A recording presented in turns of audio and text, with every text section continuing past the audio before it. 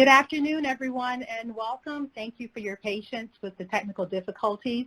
Welcome to the Technical Assistance Network for Children's Behavioral Health, Cultural and Linguistic Competence Peer Learning Exchange. The Peer Learning Exchange is a webinar, a monthly call with topics focused on promoting health equity and eliminating disparities in child, youth, and young adult behavioral health. Topics are generated by you, individuals working in, being served by, or partnering with behavioral health organizations and system of care states, communities, tribes, and territories.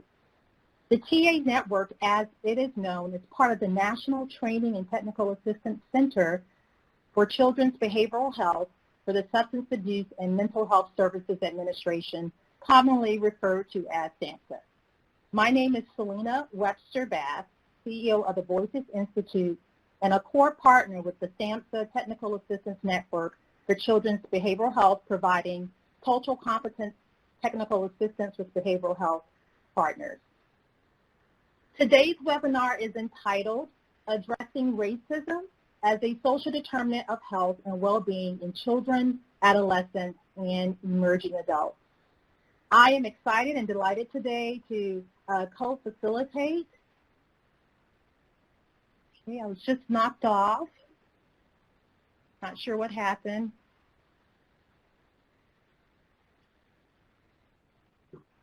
Sarah, is the screen still available? Yes. Yep. Everyone should still be able to see. Thanks for letting me know. Take a look.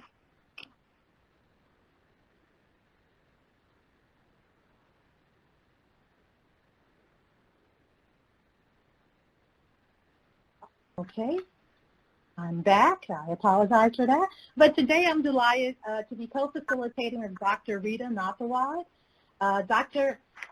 Nathawad is the medical director of the Jacksonville Health and Transition Services, the JACS program, a medical home for young adults moving from pediatric to adult-based care.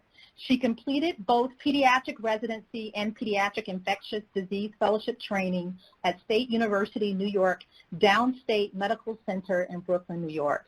Dr. Nathawad was first introduced to the field of health care transition while caring for HIV-infected young adults struggling to establish care with adult providers.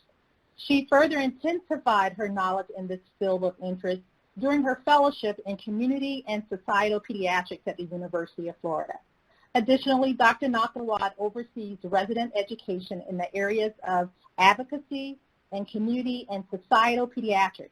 She holds a master's degree in global health policy, and her research interests include healthcare transition, child rights, social determinants, and health equity in pediatrics. Welcome, Dr. Nathawad. So before we get started, I just want to remind you that this presentation is being recorded. Your lines will therefore remain muted to help eliminate the background noise. So please feel free to use the chat box to type in any questions or comments during the presentation, and we'll work to address your questions. Under the public chat box where you can comment and ask questions, you should see a box with files that includes a downloadable copy of the PowerPoint being used for this presentation. Finally, please stay on with us a few minutes following the webinar to make sure that you complete the evaluation that will automatically appear upon its conclusion. And now we'll go ahead and get started. So our webinar learning objectives are, one, to define racism as a social determinant of health and the importance of addressing racism in advancing health equity. Secondly, to describe childhood experiences of racism and their impact on the health and well-being of children, adolescents, emerging adults, and their families. And thirdly, to identify strategies to mitigate the effects of racism on children and adolescents through clinical practice, workforce development, policies, community-level interventions, and systems transformation. So I will start with providing an overview of social determinants of health and racism, and then we'll move to Dr. Nathawad to discuss clinical strategies and the impact of racism on children, youth, and emerging adults. So in August 2019, the American Academy of Pediatrics released a policy statement providing evidence of racism as a social determinant of health. Dr. Maria Trent stated, racism has a profound effect on the physical and mental health status of children, adolescents, emerging adults, and their families. This diagram by the Boston Public Health Commission shows how racism independently impacts the social determinants of health, and that racism itself has a harmful impact on the physical health and mental health outcomes of children, youth, and families. Social inequities such as poverty, segregation, and a lack of educational and employment opportunities have origins in discriminatory laws, policies, and practices that have historically denied people of color the right to opportunities. For example, if we were to choose education out of this diagram, the landmark 1954 U.S. Supreme Court case, Brown versus Board of Education, banned government-sponsored segregation for equal access to quality public education. But we still report institutional or inequities in educational access and outcomes. Students of color have less experienced teachers, less opportunities for advanced coursework, and in some states, the allocation of lower funding in school districts with non-white children at any given poverty level is less than districts with more white children. Students of color are more harshly punished for behavioral issues versus receiving behavioral health services. For example, African American children, mostly boys, account for nearly half of the children expelled from preschool, although they represent only about 18% of children enrolled. This disproportionate discipline has serious consequences for these children's long-term educational and life success. Some scholars have even linked this disparate treatment as a first step in the trajectory towards the juvenile justice system. Variables related to preschool suspensions and expulsions include the child's race, the child's physical size, their gender and overall development, including physical and mental health, within the learning environment, including classroom factors such as class size, teacher-child ratios, age range, and access to assessment and services for children with special needs and disabilities. And within the personal realm, personal perceptions, biases, and professional experiences of the teachers and other professionals who work directly with young children and their parents. Research on adverse childhood experiences, ACEs, heightens our awareness of the impact of early trauma on the child's later development and the relationships between the early trauma and associated health conditions, both physical and mental. Providing critical, equitable practices and policies is critical. This allows for educational testing, educational support of individualized education plans, teacher training, and parent education so that expulsion and suspension practices are prevented and eventually eliminated. So racism plays a critical role in creating and continuing health inequities, and education is just one example of that. We mentioned earlier that racism itself is also a contributor to adverse experiences in children. So racism and its effects can lead to chronic stress for children. Any chronic stress leads to actual changes in hormones that cause inflammation in the body, a marker of chronic disease. So again, it is critical that behavioral health professionals and primary care providers recognize and acknowledge the role of racism in adolescent health and engage in strategies to optimize the well-being of children and their families. So this slide focuses on social determinants of health.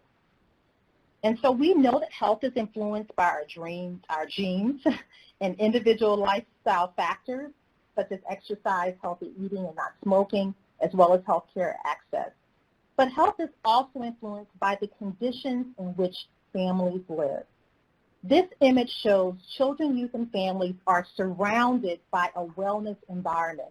that includes places and factors that children, youth, and families come in contact with as they work, play, and live their lives. The wellness environment is one of the key factors that shape families' physical health and mental health. Our health is also determined in part by access to social and economic opportunities, the resources, and the supports available in our homes, neighborhoods, and communities. Health is also influenced by the nature of our social interactions and our relationships within our families and our larger society. Children, youth, and families' health depends on their access to a grid of resources, and not all communities are plugged in equally to the resource grid. Health is like the levelness of a table, and to be healthy, families need people and need environments. These need to be leveled and not slanted. So here we have the World Health Organization definition of social determinants. Social determinants of health are conditions, social, economic, and physical, and environments and places in which people are born, live, work, play, worship, and age that affect a wide range of health functioning and quality of life outcomes and risk.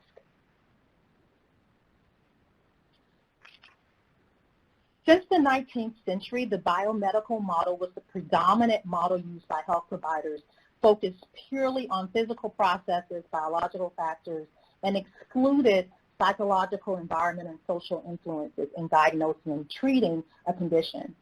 Both medicine and mental health care have made a shift towards biopsychosocial models, understanding the complex interplay among genetic, biological, psychological, social, and environmental factors. Socio-ecological models help us to understand health and illness in their fullest context. Brockenbrenner's ecological framework comprises the individual, microsystem, mesosystem, exosystem, and microsystem. In this image here, we see Dahlgren and Whitehead's model here, which is a derivative of Brockenbrenner's model, which depicts the determinants of health and what is described as layers of influence on an individual's health potential, including lifestyle factors, social and community networks, living and working conditions, socioeconomic status, cultural and environmental conditions.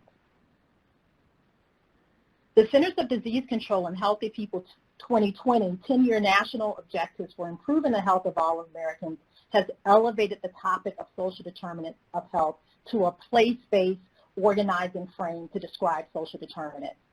Healthy People 2020 highlights the importance of addressing the social determinants of health by creating social and physical environments that promote good health for all as one of the 4 overarching goals for the decade. This emphasis is also shared by the World Health Organization, whose Commission on Social Determinants of Health in 2008 published a report, Closing the Gap in a Generation, Health Equity Through Action on the Social Determinants of Health. The CDC has identified 5 areas to address the social determinants of health. One is economic stability, which focuses on employment, food security, poverty, and stable housing. Secondly, education, early childhood education, graduation, language, and literacy. Thirdly, health care, access to physical and mental health services and health literacy. Fourth, neighborhood and built environment, crime, violence, quality of housing, access to quality foods. And lastly, social and community context, which ties into our topic today of racism, discrimination, incarceration, social cohesion, and civic participation. This image shows an overview of Drs. Compton and Shim's social determinants of mental health conceptual framework. And their framework focuses on core social environmental determinants of mental health, such as determinants that are primarily at the societal level.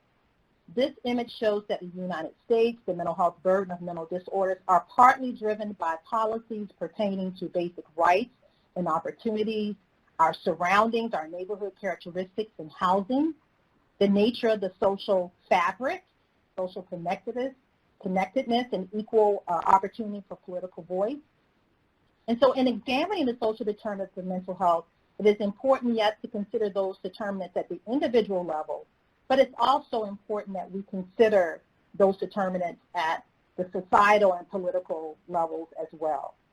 African American, Latino, and Native American children, for example, are more likely than white children to live in low-income households, lack access to quality education, and to be involved in the juvenile justice system.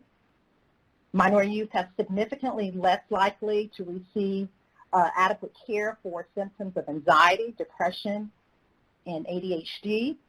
And these disparities in access to care are particularly problematic for minority youth that are disproportionately burdened with internalizing problems, trauma related to mental health difficulties, and toxic environmental stressors. Children exposed to trauma, violence, poverty, and racism, and school and family stressors are at higher risk for poor physical and mental health outcomes. On top of this, racism and unconscious bias can lead people such as healthcare providers, teachers, or law enforcement officers to treat minority children differently than white children. In turn, children may internalize biased attitudes leading to negative, self-limiting beliefs about themselves and others.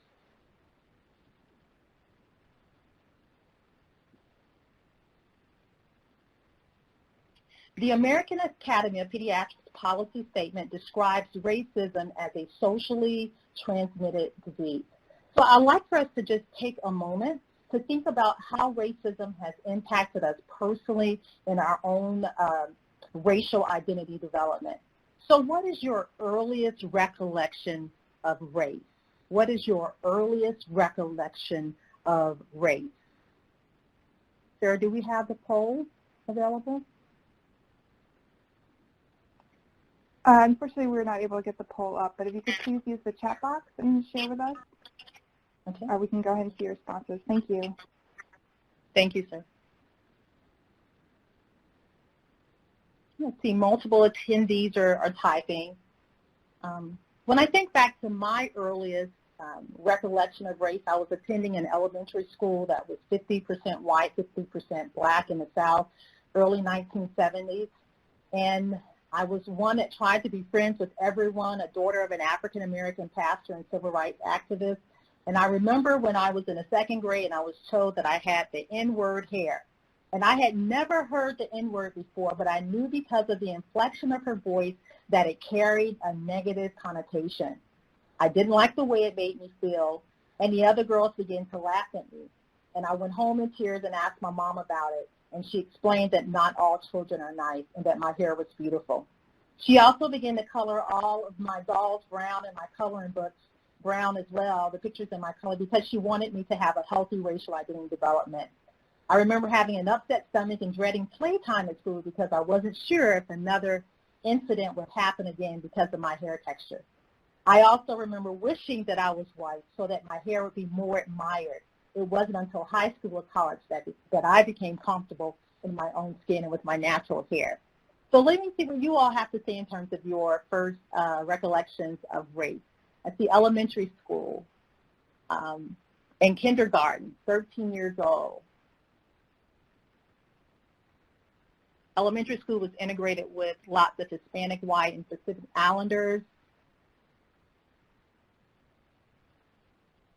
Intentional relearning of Asian culture due to my father's unintentional lessons based on his post-traumatic stress disorder as a Vietnam veteran.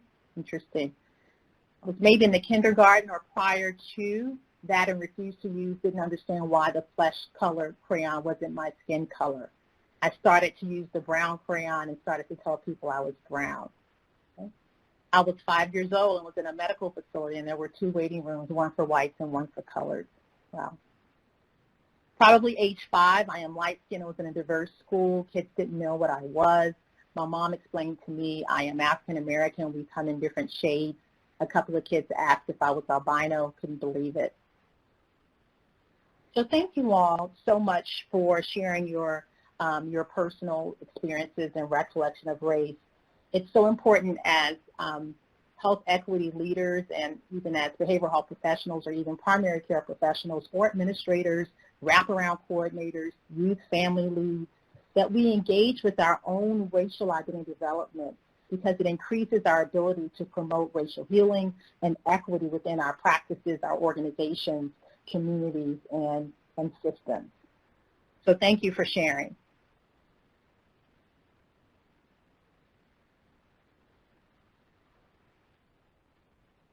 Sarah, are we ready for the video? Yes. All right. Can I go ahead and get it set up? Okay. Yes. Okay. So part of being a health equity leader is not only exploring our own racial identity development, but it's also about putting ourselves in the shoes of youth, children, and families that may experience racism in their communities. So I'd like for you to take a look at this video called Silent Beats. There's no speaking during the video, and it moves very quickly, so you have to watch closely. But I'd like for you to share with me, as you're watching the video, how do you think this experience impacted the youth's mental, social, and emotional well-being? And this video may trigger some strong emotions.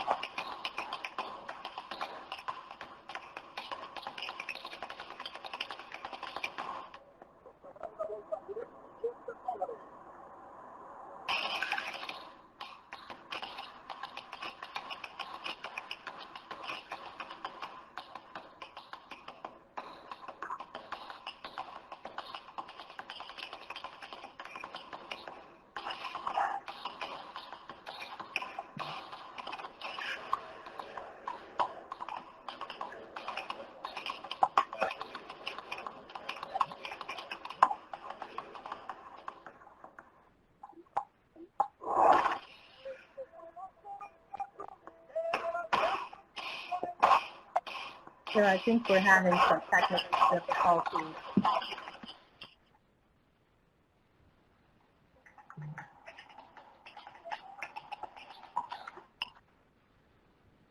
Is the sound coming through? I'm not seeing the video anymore. Oh, I see. Oh, I'm so sorry, everyone. It just says my connection was lost. Please bear with us for a moment. Okay.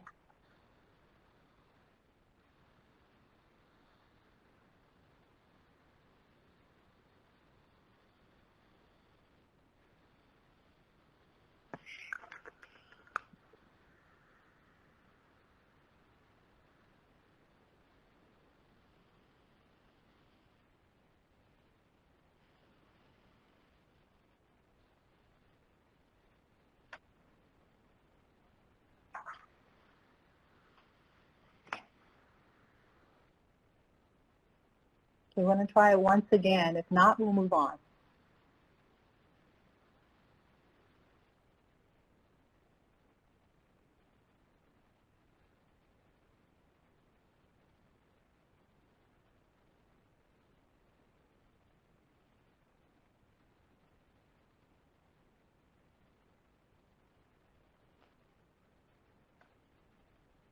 Okay, it looks like, Selena, I'm experiencing the issue that you experienced earlier where it kicked me out. I I'm currently trying to reconnect.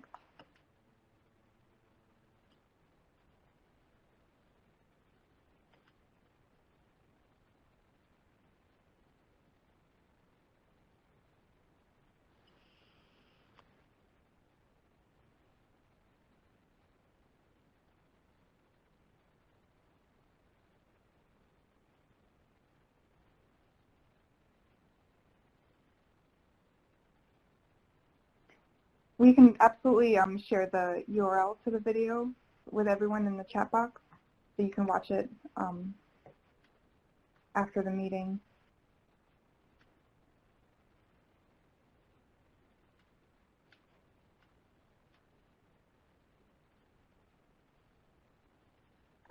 All right, Sarah, if we could go back to the slides.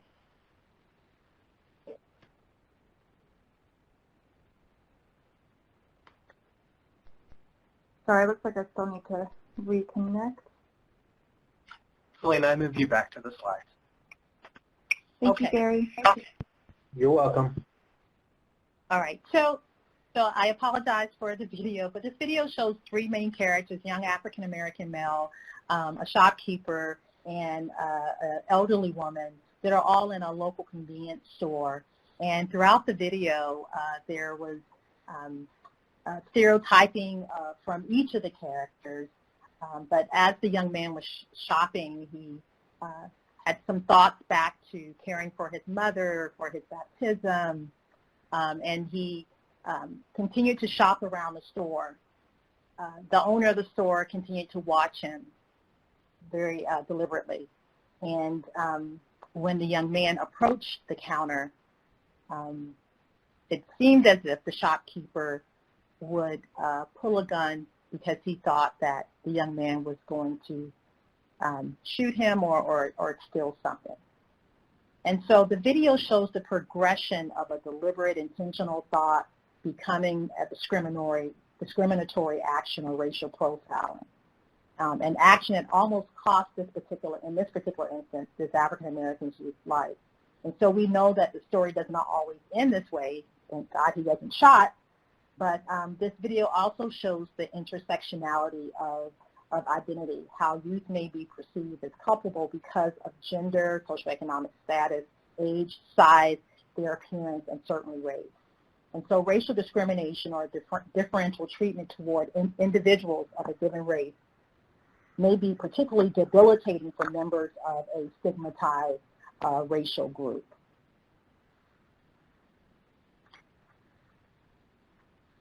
Okay. So there are a lot of points in that video I wanted to show you, so I'm disappointed we can't see it, but please do take a look. But another point from the video is that it clearly provides an example of a minority stressor and how racism impacts the everyday experiences of children, youth, and families of color. In the words of Dr. Kenneth Hardy, racial oppression is a traumatic form of interpersonal violence which can lacerate the spirit, scar the soul, and puncture the psyche. According to researcher Comas Diaz, many clinicians or many health professionals may overlook these humiliating, shaming events, witnessing racial discrimination toward people of color and threats of injury or harm. But there is significant evidence that shows that racial stress is associated with physiological problems, conduct problems, negative psychological issues, including symptoms of trauma in youth and young adults of color. So I'd like to move now into our definitions of race and racism and the different types of racism. So race is a short word with a long history. It's a social construct. It's not a biological construct. From the Human Genome Project, we know that humans are the most genetically similar population. Biologically, humans share 99.9% of our genes, no matter what the color of our skin. But historically, we found ways to oppress people and economically exploit communities of color. And racism has rationalized colonization, enslavement, internment camps, Holocaust, and the denigration of tribal communities. And while we've made historical progress, the beliefs and oppression that underpin racism persist. So racism is a system by which racial discrimination thrives within the United States, benefiting European Americans while harming members of other racial groups.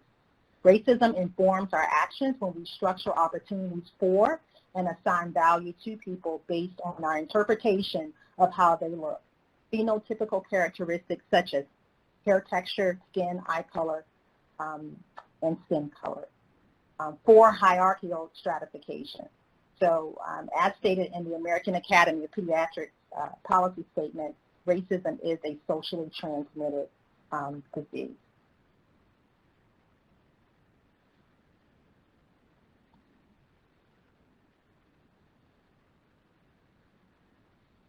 So there are 3 types of racism. There's personally mediated racism. This is the most common form of racism, the one that most people think about when you think of racism. It's a form of racism which maintains structural barriers because it's involved in acts of prejudice and discrimination, what we were to see in the video. It's making different assumptions about a person's abilities and motives based on their race.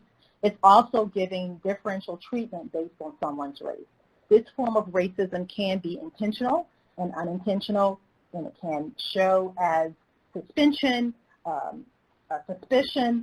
avoidance, lack of respect, giving poor service, and many other prejudicial actions such as racial profiling that we were to see in the video.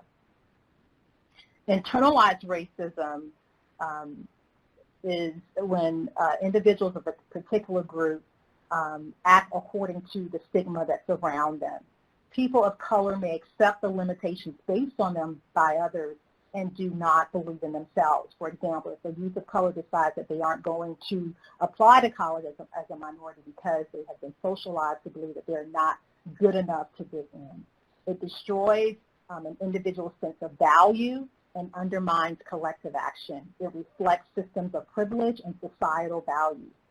Social differences in the environment have a heavy impact on the health status and well-being of children, youth, families of color.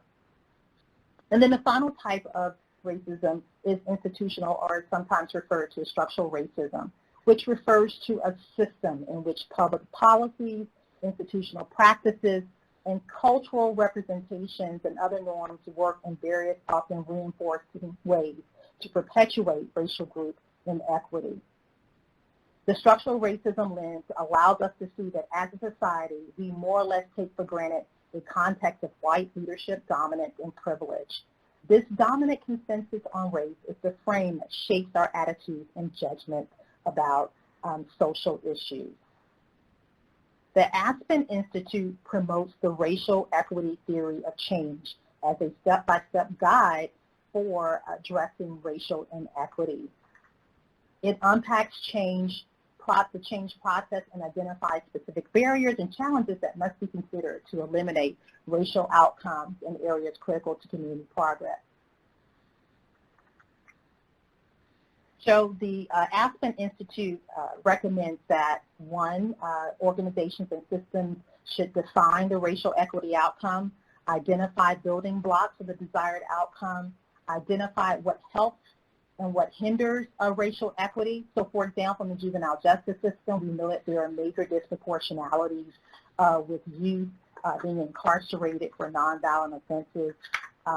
We know that on any given day in the United States, Black youth are 5 times as likely as white youth to be incarcerated. Latino youth are almost twice as likely, and Native American youth are 3 times as likely. So, so organizations must take these steps of identifying, for example, juvenile justice arrest, looking at juvenile justice arrest and diversion rates for the same offenses. So not only is it recommended that you define your racial equity outcome, you identify the building blocks, you identify what helps, you decide what we must know in terms of involving the community and leaders within the community, and determining what must be done, whether it's mapping your system, conducting an organizational assessment, or creating a racial equity plan. So these are the types of racism: personally mediated, internalized racism, and institutional racism.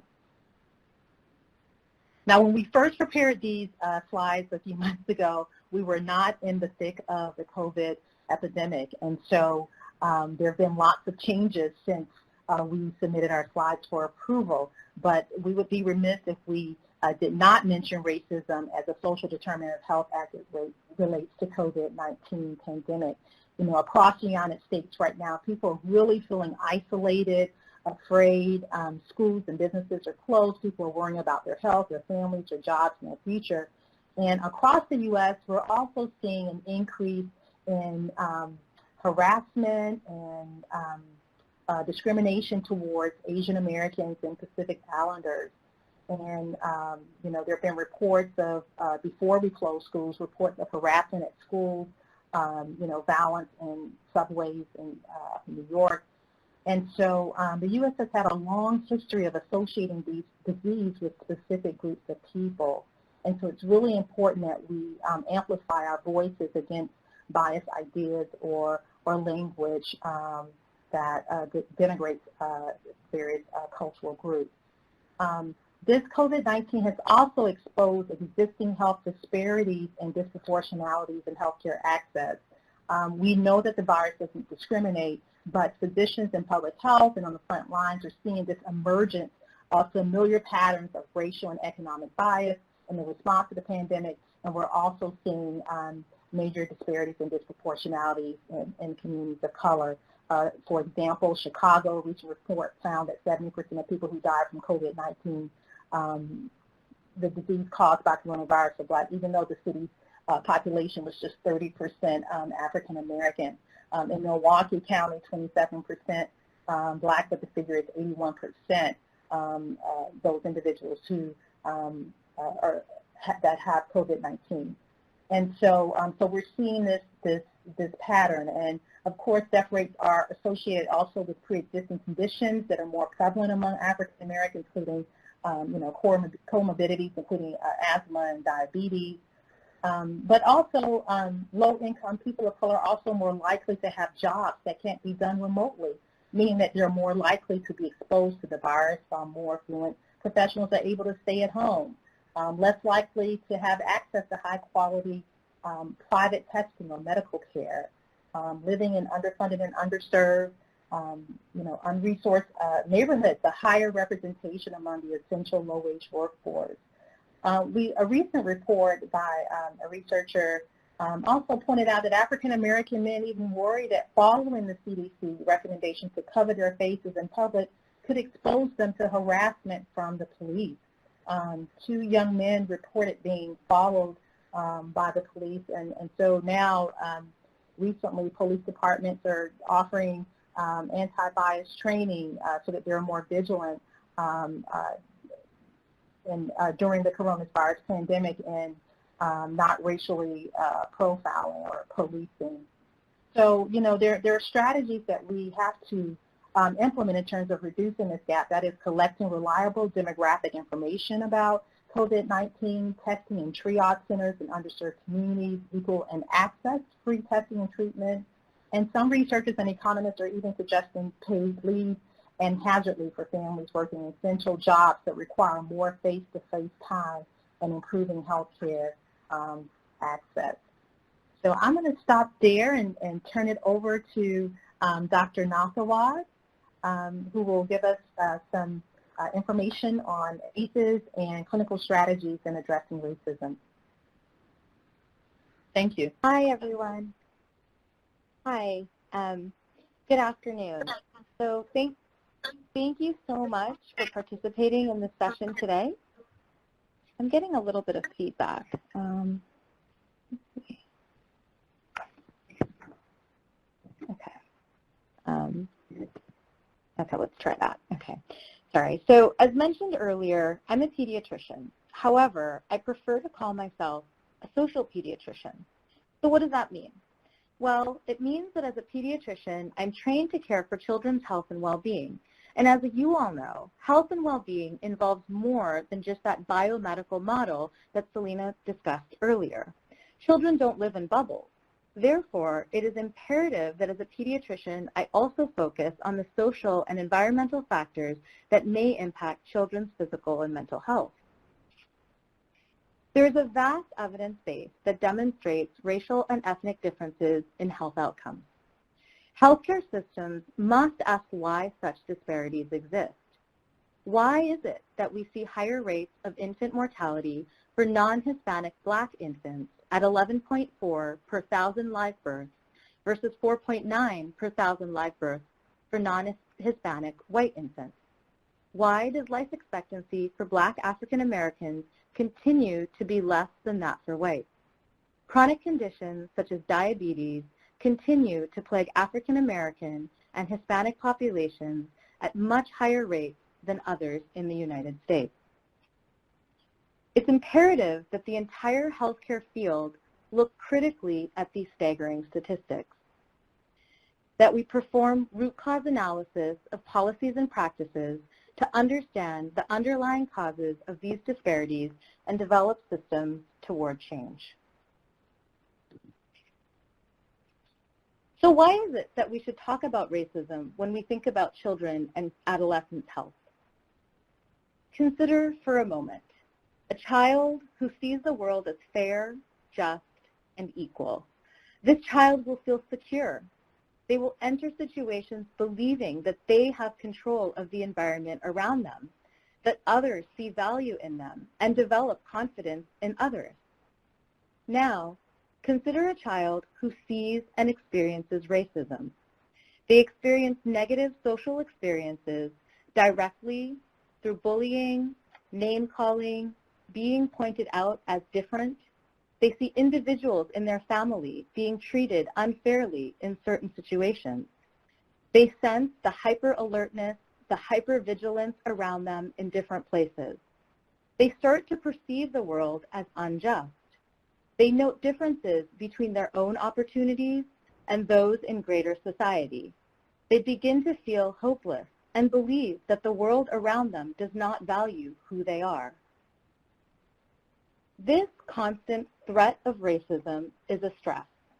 With every episode of racism, whether it be direct or indirect, the child is traumatized, and this has both physiologic and psychologic consequences for this child. Racism is a social determinant, as we've already discussed, and therefore must be addressed and discussed during pediatric health supervision visits. So now let's talk a little bit about the impact of stress on the body. Imagine a time when you were very afraid. And so I had to put this slide in because we are from Florida, and so gators are a real thing for us. And so just think about that time when you were very afraid. What happened to you? You felt anxious. You moved into what is known as a fight or flight mode. Your brain automatically, adaptively increases your heart rate, increases your respiration rate, and reroutes blood flow to large muscles in your body so you can respond to the threat and flee the situation. In prehistoric times, this response was critical to survival. If an animal was chasing you, being able to jump up and run away was critical. In modern times, the threats are different, yet the physiologic process is the same. While certain types of stress may be adaptive and teach us to cope with difficult situations, others are not. Positive stress, which is brief and mild in magnitude. Tolerable stress, which is more serious, stress that is more prolonged, and buffered by a supportive adult can both be adaptive. Toxic stress, however, has devastating impacts on host body systems. It results in extreme, frequent, extended activation of the stress response system with no buffering of this stress by a responsive adult.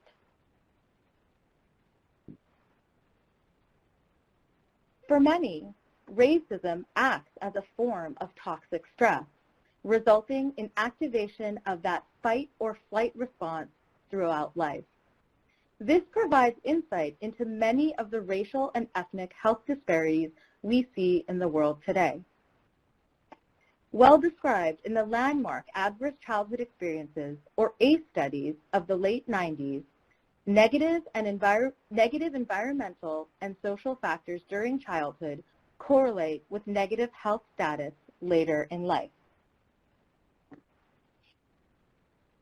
So what happens to the body when the stress response is turned on? What happens if you always feel like that alligator is chasing you? An area of the brain called the hypothalamus releases a hormone called corticotropin-releasing hormone. This then in turn signals another part of the brain, the anterior pituitary gland, to release adrenocorticotropic hormone, or ACTH.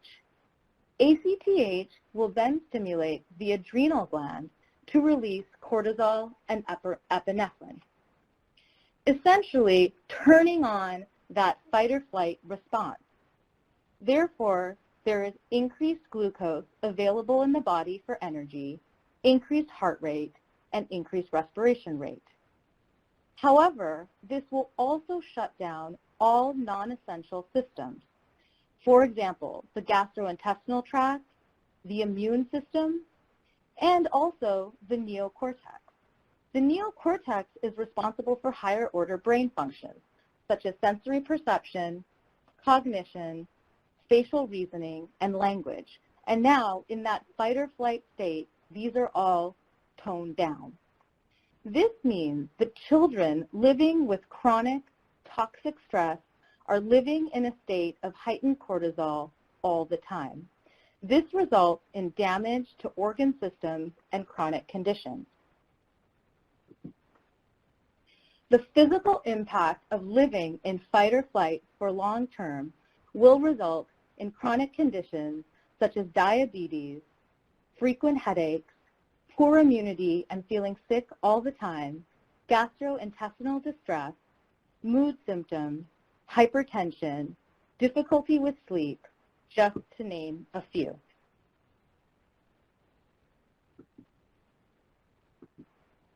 Now, shifting gears just a bit, let's ask ourselves, when do children first notice or perceive race?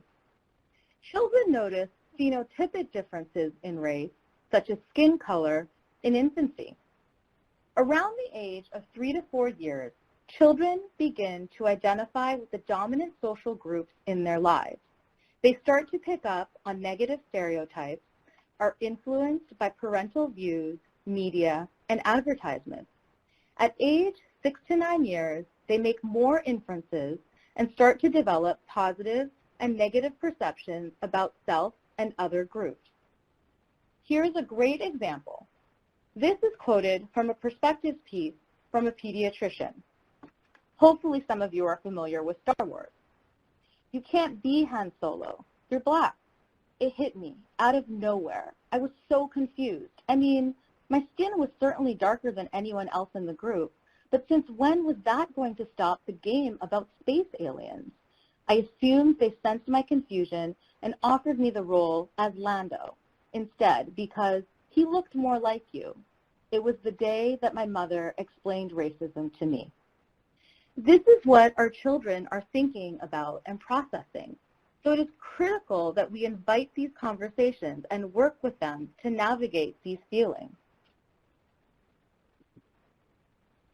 As children are dealing with this stress, this threat of racism, whether it be personally mediated, internalized, or institutional, we need to find interventions that tip the scale in a positive direction.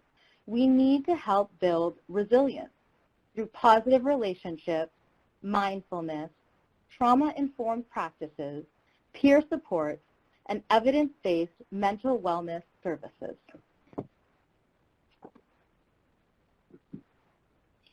If we consider the United Nations Convention on the Rights of the Child, where Article 2 states, all children have the right to live a life free of discrimination, and it is the obligation of the state to ensure this right is fulfilled, this is yet another call to action for pediatric child advocates, and we must identify strategies at the clinical, system, and policy levels to combat racism and its consequences.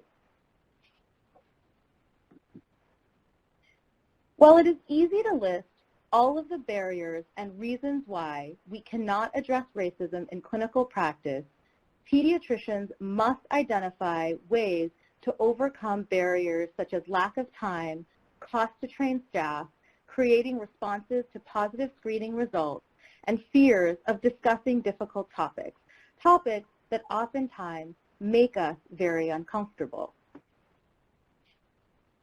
As pediatricians, practices must work to implement the following. First, we must ensure the clinical environment is culturally responsive.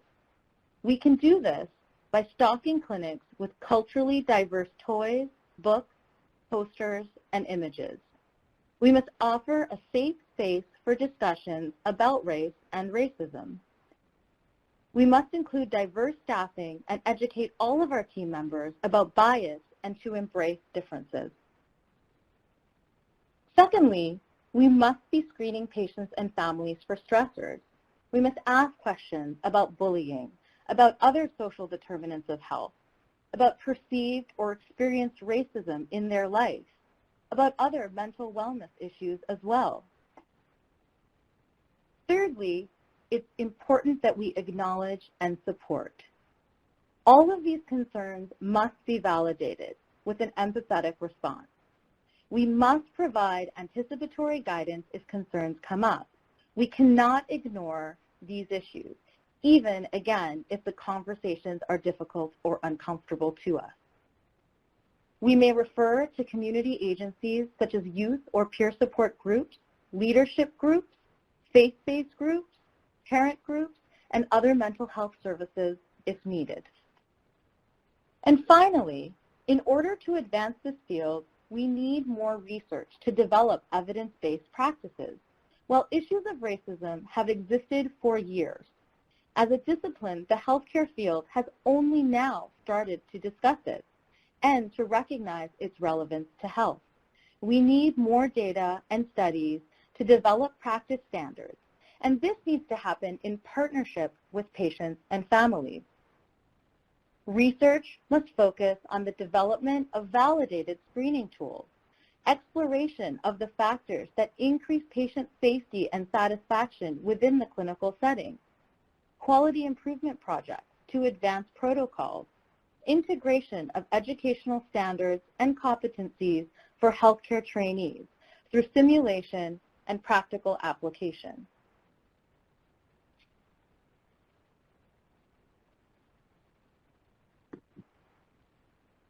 Since we are existing currently in a strange time, as Selena mentioned earlier, we are in the midst of a public health emergency. I wanted to use infectious diseases as an example of health systems level challenges that may drive racism.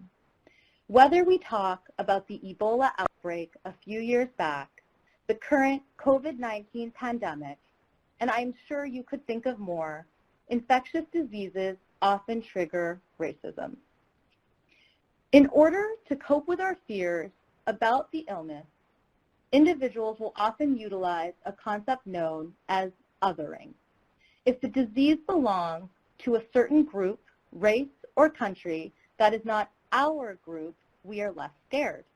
It becomes easy to blame others outside of our personal circle, which then makes it less of a threat to us personally. Othering can also be driven by media and message framing. For example, referring to COVID-19 as a quote-unquote Chinese virus or naming outbreaks according to where they were first detected has long been a source of stigma for those locations. It has also triggered attacks on individuals from those regions. With regards to the language used when talking about infections, it is important to use terms such as acquired or contracted the infection, instead of the phrase, the infected individual spread the virus to others. This phrase implies intention to transmit and assigns blame, which can lead to further discrimination. Groups that feel discriminated against during an outbreak are less likely to seek care and hide symptoms to avoid confrontation. This leads to poor health outcomes for those individuals and also difficulty in testing and detection in these communities. With our current pandemic, there have been many reports of discrimination, as Selena mentioned earlier. This is due to the blaming of countries for the spread of the virus and also due to biases and racism that are pre-existing within society. Infectious disease outbreaks often become outbreaks of hate, unfortunately. Interestingly, discrimination does not discriminate. While earlier in the pandemic, China was the target of bias and hate, the later dire situation in Italy led to this country becoming the victim of othering, fear, and blame. Even within the United States, we have heard blame between different states for how the virus is being contained.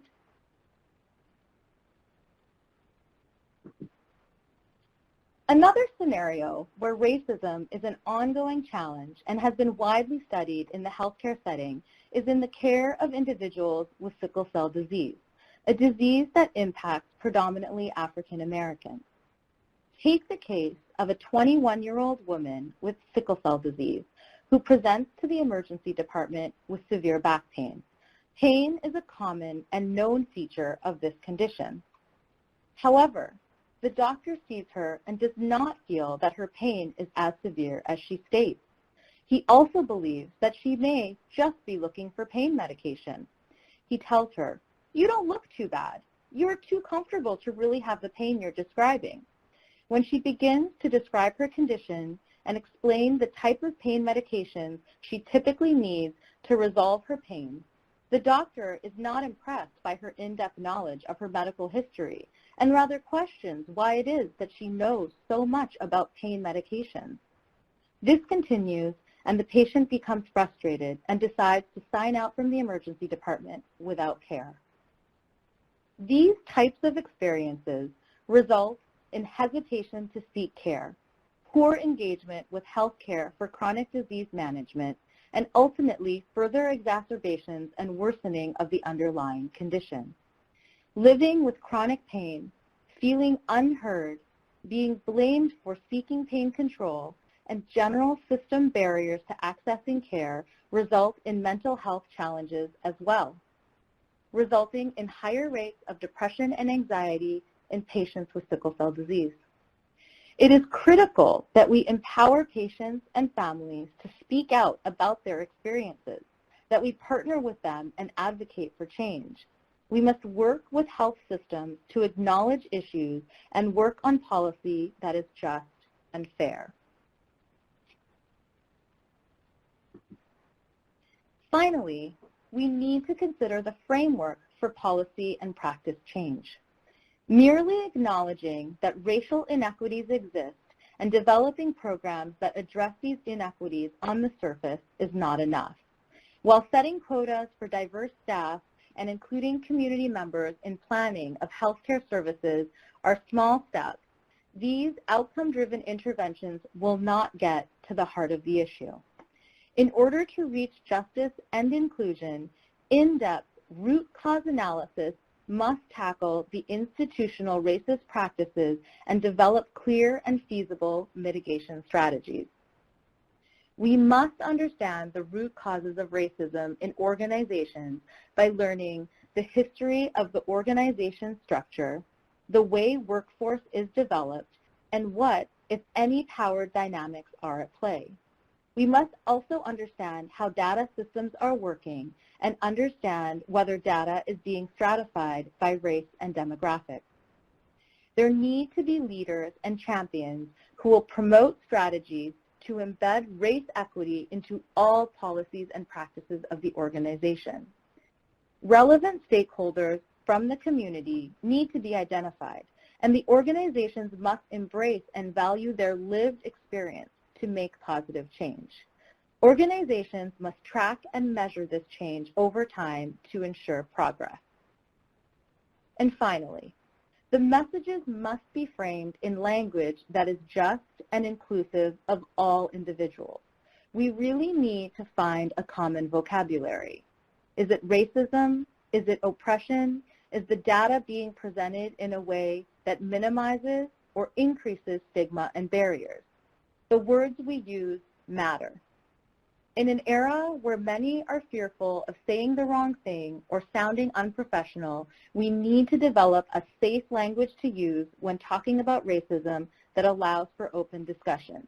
The topic of race often provokes angst to many, and this fear must be overcome through restructuring of societal norms about race and racism.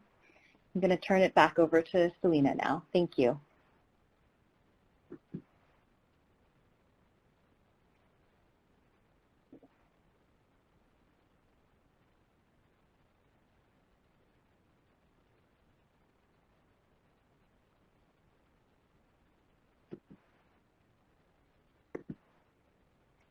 Selena, are you there? Yes, I'm here. Sorry, I took my mute off. Didn't take my mute off. All right. So thank you so much, Dr. Nathawat. So in conclusion, in addressing racism as a social determinant of health, it is critical that we optimize workforce development and professional education. And what this means is that we train mental health professionals and primary care professionals in cultural competent care based on the national culturally and linguistically appropriate services standards.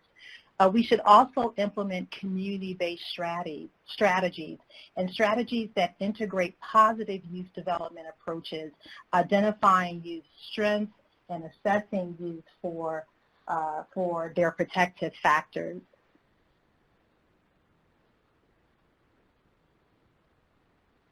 And finally, it's important that we also address policy changes within systems, because we know when we change policies, this bolsters sustained long-term change. And so, for example, in the mental health, policies related to increasing access to mental health services to reduce suspensions and expulsions in children and youth, or policies related to juvenile justice, diverting youth regardless of their race in terms of having the same type of offense, and restorative justice interventions that understand the importance of bringing forth healing between the victim as well as the offender. And then finally, in terms of education, advocating for quality education regardless of place, robust implicit bias training for school teachers and students. Or these are just some examples of policy changes that can occur within organizations and systems in terms of reducing the impact of racism as a social determinant of health. Okay. So we like to end with this quote with a disclaimer. We may have all come over on different ships, but we're in the same boat now, which is a quote by Dr. Martin Luther King. But our disclaimer is that we still have to be aware of the experiences of vulnerable populations and the disproportionate disparities that many communities of color experience, and advocate for equity within our organizations and within our systems. We just want to remind everybody to practice safe public health precautions by doing the 5, washing your hands often, coughing into your elbows, avoiding touching your face, social distancing, and staying home as much as you can as we get through this time. Finally, do we have any questions? If you have questions, you can write them in the text box.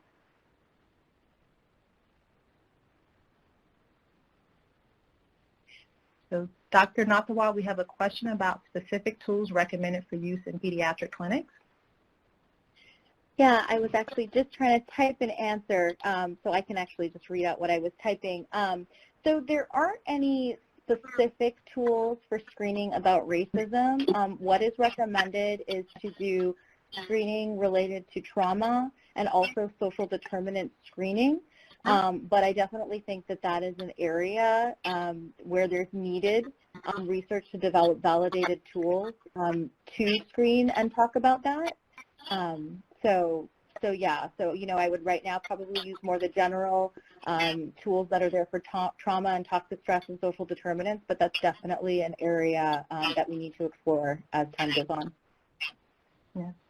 And I also want to mention for mental health professionals, there is the cultural formulation interview for the DSM-5, and so this interview tool helps providers to assess cultural background, to understand some of the traumatic experiences that families have experienced, maybe related to their race, ethnicity, whether it's from socioeconomic status or from possibly being an immigrant, so asking and eliciting information from the families to understand their cultural context. And it's called the CFI, Cultural Formulation Interview.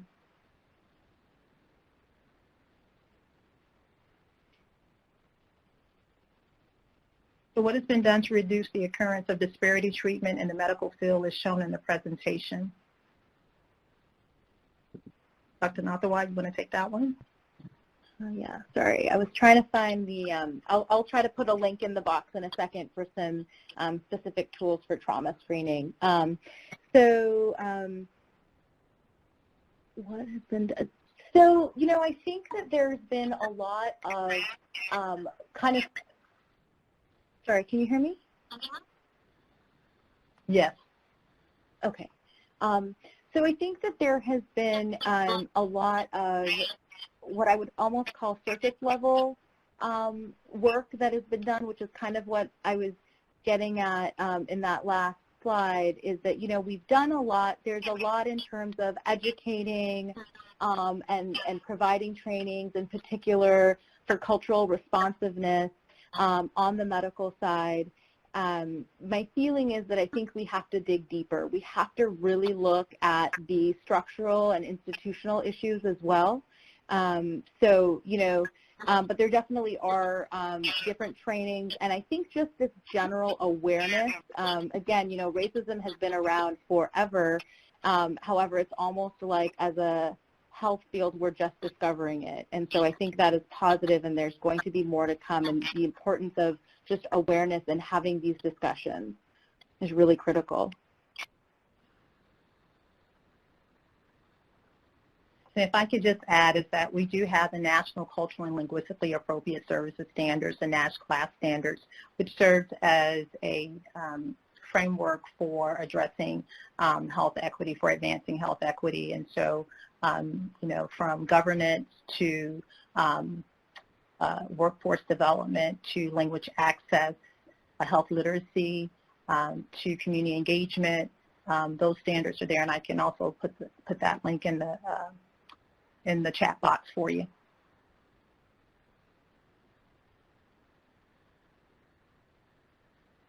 Other questions?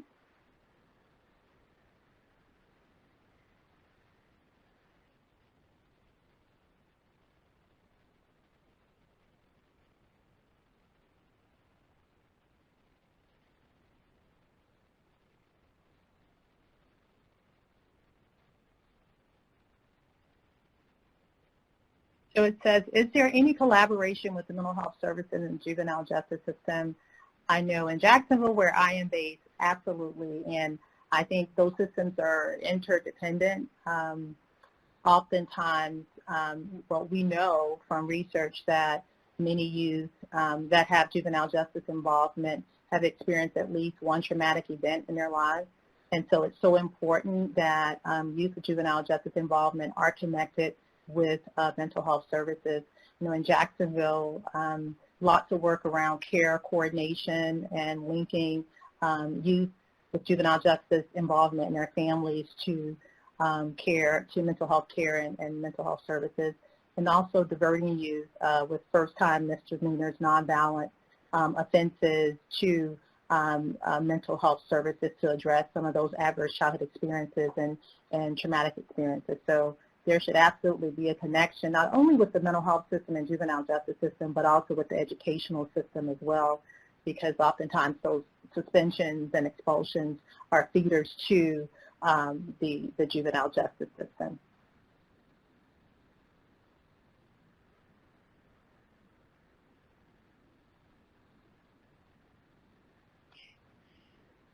Kathy stated that having worked in a juvenile justice environment in New Jersey, I saw very little intersection of the two. Yeah, and so that's unfortunate. I think it's important to for systems to work together, particularly around ensuring that youth have better mental health outcomes. It's important that juvenile justice leaders are working collaboratively with mental health leaders as well as leaders within the educational system to develop a health equity plan.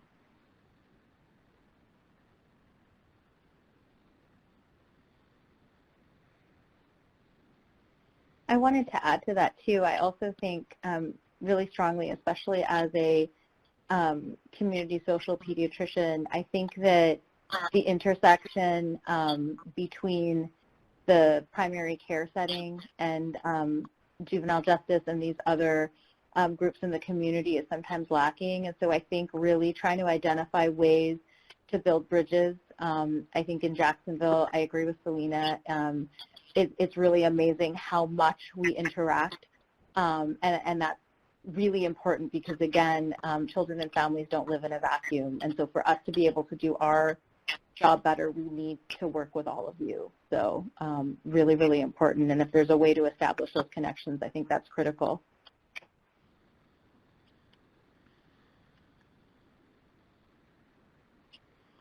Another question, as a medical professional, can you discuss how a community member can best communicate with medical professionals who may be questioning the efficacy of community health workers, understanding there are increasing strains on the provider and wanting to collaborate with lay health educators? So that's an interesting question because I actually, personally believe that community health workers are one of our most valuable resources. And so I think even just going back to the data, I mean, when we look at the work of community health workers, in particular in resource-limited settings, but also underserved settings in the United States, we see significant impact. So, again, I think developing that partnership and having those conversations, and again, I think it's also sometimes getting buy-in from a champion. Sometimes, there may be certain providers on the healthcare side that maybe have a different view about community health workers, so identifying that, provider that can be your champion, that can try to get buy-in from their side is often helpful. We often find that with a lot of initiatives that we work on in our program specifically. So I think that's the other piece is if you can find that one provider who really believes in that, the importance of that work, because it truly is important, to kind of help you build those bridges.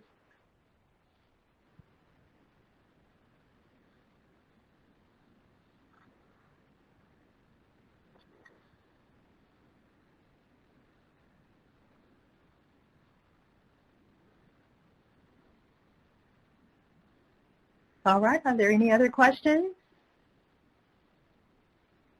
We certainly want to thank you for your participation. Okay, looks like we have a few other people typing, so I'll wait. Thank you, Lillian. Thank you, Jill.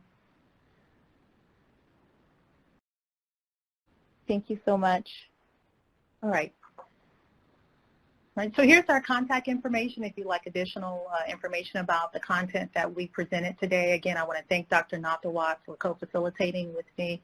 I really enjoyed and appreciate your insight and your knowledge. We also have our references here as well as some resources from our presentation. Thank you again. Please stay safe and be well.